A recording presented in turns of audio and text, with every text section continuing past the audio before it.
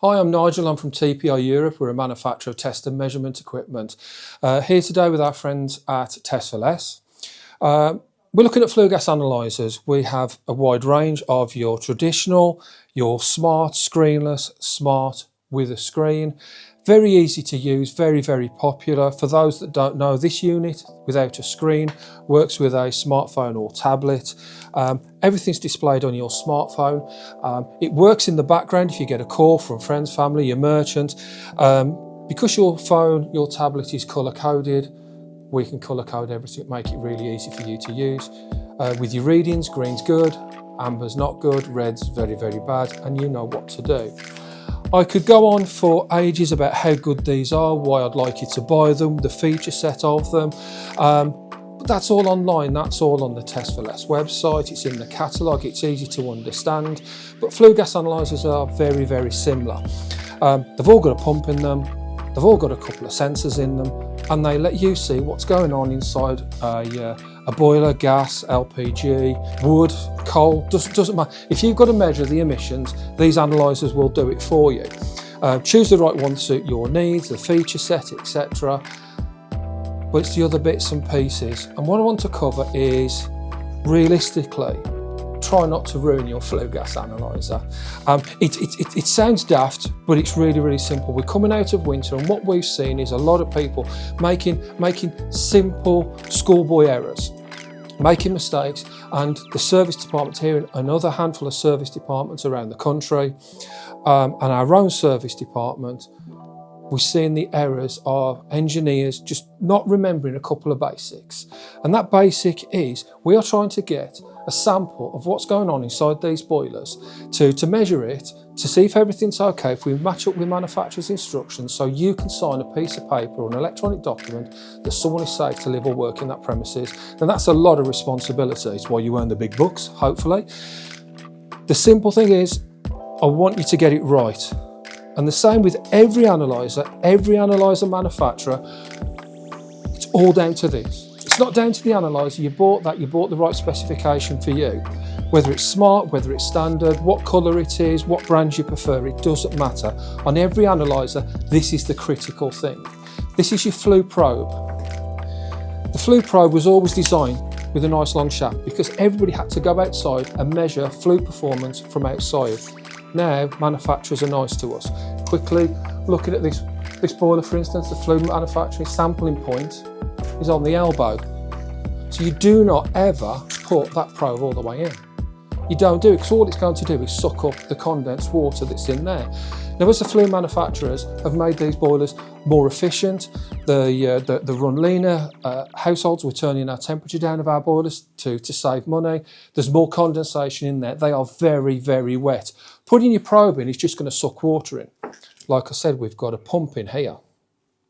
That pump, we need that pump running. We've got to get a sample of combustion from out of there through this tubing. And if that's sucking up water, it's going to end up in your flue gas analyzer. We've all tried for years, for the last couple of decades, to try and find ways of not dragging water in there. We've all got water traps. Now, whether like TPI and a few other manufacturers, they're actually a water trap that sits underneath or comes out the top of the analyzer. It doesn't matter whether it's built in on the side, built in on the back, they're the same. They've got filters in there, they're there to protect the analyzer. And quite simply, there's a couple of filters in this one. There's a particle filter, we've all got particle filters, we've all got some form of swell up filter. If that swells up because it's too wet, it stops the water getting into your analyzer. And they all work. And they all work really, really well. We've proved that they all work. The problem is putting that in too far.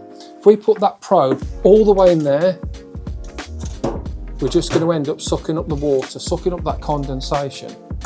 Now, the one problem heating engineers have, and you've probably come across it many times, with appliances that have got the flue sampling point on the elbow up here, if this is in a cupboard and this is at 90 degrees, how do you get your analyzer in this cupboard? Please, please, do not put a bit of manometer hose and put it in there, because that's just going to go in, flop down and sit on the water. Don't do it. There's There's things on the marketplace, even little adapters like this, and we've proved that these work, that you could get in there, if that was at 90 degrees, that will go in there and take the readings. They're available all over the place.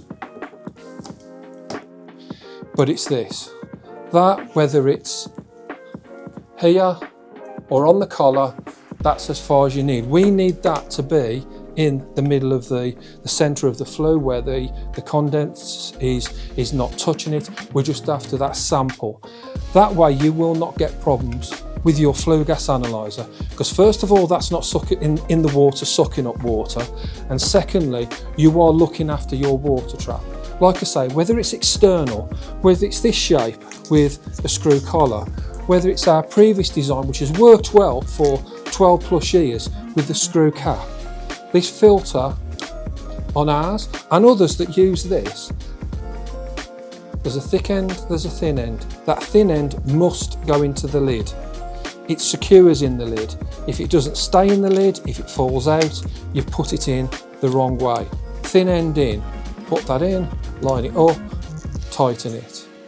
This new design we've done, a little easier, screw collar, the same, thin end in. That way, nothing, and I mean nothing, will get past that. Because if it gets past there, it's in your analyzer, it damages your pump. It can damage your sensors, and bear in mind your sensors, we all pretty much use the same manufacturers. Your sensors are only that big. That's how big a sensor is. And the sensor's actually inside there. And worst case, it gets into the board, and flue gas is acidic. It's like lemon juice. If it gets on the board, it's going to ruin it. It's going to drip back in there. It's going to cost you money. Your warranty will not cover that. Any manufacturer will not cover that. And I've seen service centres, calibration centres like here, the boards from the inside of this, some of them have got single, some of them have got dual boards in there. The damage, and that board could cost you anything from 150, 250 pounds. Sensors can cost anything from 100 to 300 pounds, depending on the make, the model, and the performance of your unit, and it's going to cost you money. You're either going to kick yourself or your employer's going to kick yourself. So it doesn't matter what analyzer you buy, always look after the water trap, whether it's external, whether it's built in. Some of them are built in on the side, some of them are built in on the back. They all work, and they all work superbly well. All we ask is that you remember that this is probably the most critical part of your flue gas analyzer. Get that right, you will not have a problem.